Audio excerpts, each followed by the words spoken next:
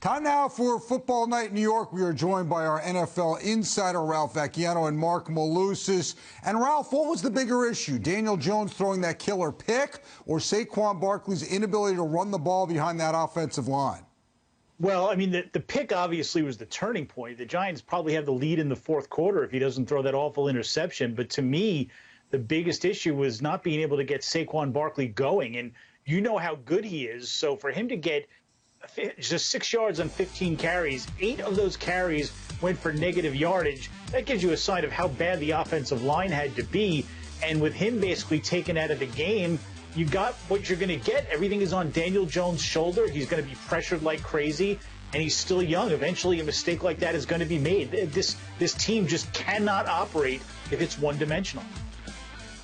No, it really can. I mean, they did go up against a really good Steeler defensive unit that was really selling out to stop the run. The offensive line was putrid. Barkley's got to get better. He's got to get better at turning nothing into something as well. The negative runs have got to come to an end.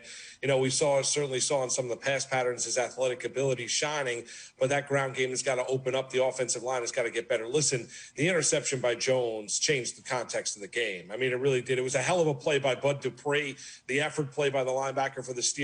He tipped his hand as he's making that pass, but Daniel Jones has got to have better time. He's got to get rid of the football so that ball is not floating up in the air, picked off by Hayward. All right, we hadn't seen Joe Judge coach a game without a preseason. So, Ralph, what was your first impressions of the Giants' new head coach in his coaching debut?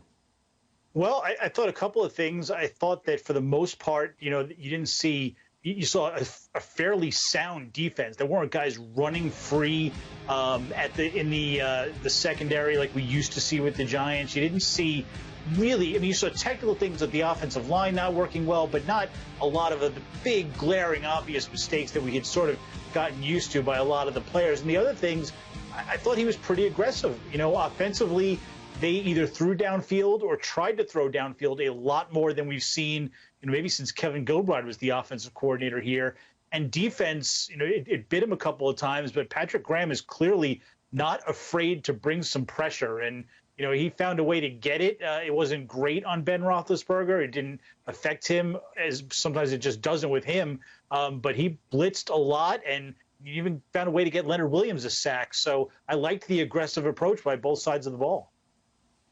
Yeah, no doubt. Listen, Monday night was the starting point for the Giants. I mean, that's really what it is. I thought they were a better coach. I thought the game plan, as Ralph was articulating, offensive side of the football, defensive side of the football were sound. I didn't think guys were swimming out there as we saw under the previous regime. And what I mean by that is, Ralph was saying, blown coverages in the defensive secondary. So the Giants will get better from this point. There's things that they need to work on. The offensive line certainly continues to be an issue, running the football, as we talked about. Well, here's what you're starting to see the imprint here of a Joe Judge team. They're going to be tough up front. They're going to be physical. They got to cut down on the turnovers, not beat themselves. They're going to get better as this season does go along.